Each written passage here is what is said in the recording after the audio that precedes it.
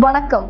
நாட்டின் 80வது சுதந்திர தின விழாவை முன்னிட்டு மாவட்ட விளையாட்டு அரங்கில் மூவர்ண தேசிய கொடியை மாவட்ட ஆட்சியர் விசு மகாஜன் ஏற்றி வைத்து மூவர்ண பலூன்கள் மற்றும் சமாதான புறாக்களையும் பறக்கவிட்டார்.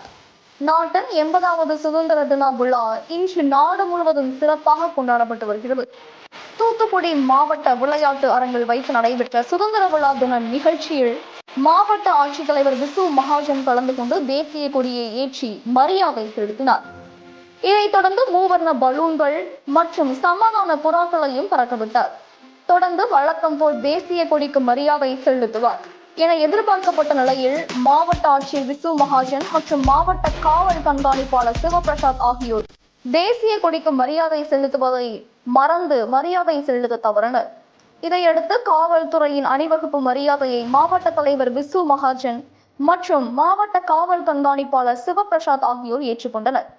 இதைத் தொடர்ந்து காவல்துறையில் சிறப்பாக பணியாற்றிய காவல்துறை அதிகாரிகள் மற்றும் காவலர்கள் உள்ளிட்ட 445 பேருக்கு சான்றிதழ் மற்றும் பதக்கங்களை வழங்கினார்.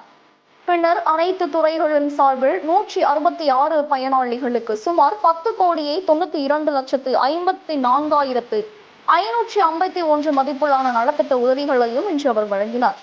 இதையடுத்து பள்ளி கல்வித்துறை சார்பில் பள்ளி மாணவ மாணவிகளின் கண்கவர் கலை நிகழ்ச்சிகள் நடைபெற்றது. கனவு தமிழகம் செய்திகளுக்காக தூத்துக்குடி மாவட்ட செய்தியாளர் விஜய். செய்திகள் வாசிப்பவர் ஸ்னேகா பொன்வாலி. நன்றி.